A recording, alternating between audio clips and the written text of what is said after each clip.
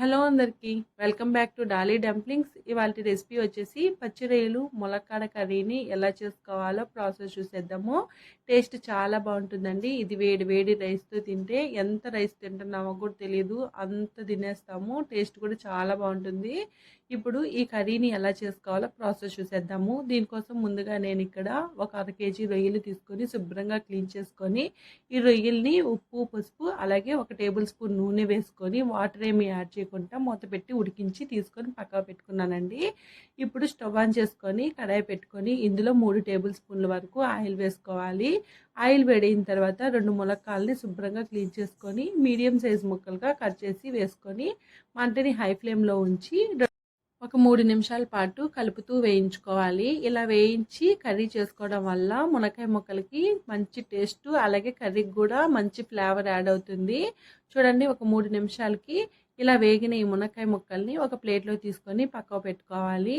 ఇప్పుడు ఇదే కడాయిలో ఒక మీడియం సైజు ఆనియన్ని చిన్న చిన్న ముక్కలుగా కట్ చేసి వేసుకొని మంటని మీడియం ఫ్లేమ్లో ఉంచి ఇందులోనే ఒక రెమ్మ కరివేపాకును కూడా వేసుకొని ఆనియన్స్ లైట్గా కలర్ చేంజ్ అయ్యే వరకు మధ్యలో కలుపుతూ వేయించుకోవాలి. ఇలా ఆనియన్స్ వేగిన తర్వాత ఇప్పుడు ఇందులో 1 టేబుల్ స్పూను అల్లం వెల్లుల్లి పేస్ట్ని వేసుకొని అల్లం వెల్లుల్లి పేస్ట్లో నుంచి పచ్చివాసన పోయి లైట్ గోల్డెన్ బ్రౌన్ కలర్కి చేంజ్ అయ్యే వరకు కలుపుతూ వేయించుకోవాలండి. ఇలా వేయించుకున్న తర్వాత ఇప్పుడు ఇందులో 2 బాగా మాగిన మీడియం సైజ్ టమోటాలని చిన్న చిన్న ముక్కలుగా కట్ చేసి వేసుకొని ఈ టమాటాలు కూడా మెత్తగా మగ్గే వరకు మధ్యలో కలుపుతూ ఫ్రై చేసుకోవాలండి. ఇలా టమోటాలు బాగా మెత్తగా మగ్గిన తర్వాత ఇప్పుడు ఇందులో ఒక 1/2 టేబుల్ స్పూన్ వరకు సాల్ట్ని వేసుకోవాలి. సాల్ట్ని మరీ ఎక్కువ వేసేసుకోవద్దండి. మనం ముందుగా రొయ్యల్లో సాల్ట్ని వేసి ఉడికించుకున్నాం కదా, మరీ సాల్ట్ ఎక్కువైపోయే ఛాన్సెస్ ఉంటుంది. దానికోసమే తగ్గించి వేసుకోండి. అలాగే ఇందులో ఒక 1/2 టేబుల్ స్పూన్ పసుపు, 1 టేబుల్ స్పూన్ ధనియాల పొడిని కూడా వేసుకొని ఒకసారి బాగా మిక్స్ చేసుకోవాలి. చూడండి, ఇలా కలుపుకున్న తర్వాత ఇప్పుడు ఇందులో 1 టేబుల్ స్పూను కారం పొడిని వేసుకోవాలి. కారం అనేది మీరు తినేదాన్ని బట్టి అడ్జస్ట్ చేసి వేసుకోండి.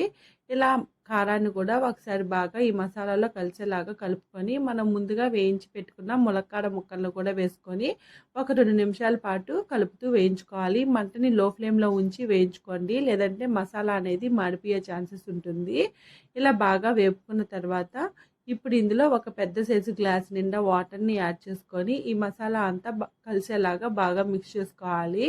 చూడండి, ఇలా కలుపుకున్న తర్వాత మూత పెట్టుకొని మంటని మీడియం ఫ్లేమ్లో ఉంచి మధ్యలో మూత తీసుకుంటూ ఈ కర్రీని బాగా కలుపుకుంటూ మళ్ళీ మూత పెట్టుకొని ఈ ములక్కాయ ముక్కల్ని ఒక 80% ఉడికే వరకు కలుపుతూ ఉడికించుకోవాలండి. చూడండి, ఇక్కడ ములక్కాయ ముక్కలు నాకు ఒక 80% ఉడికిపోయాయండి. ఇప్పుడు ఇందులో మనం ముందుగా ఉడికించి పెట్టుకున్న రొయ్యలను కూడా యాడ్ చేసుకోవాలి. ఇలా రొయ్యల్ని వేసుకొని ఒకసారి బాగా కలుపుకోవాలి. ఇలా కలుపుకున్న తర్వాత సాల్ట్ సరిపోయిందో లేదో చెక్ చేసుకొని సాల్ట్ని అడ్జస్ట్ చేసుకోండి.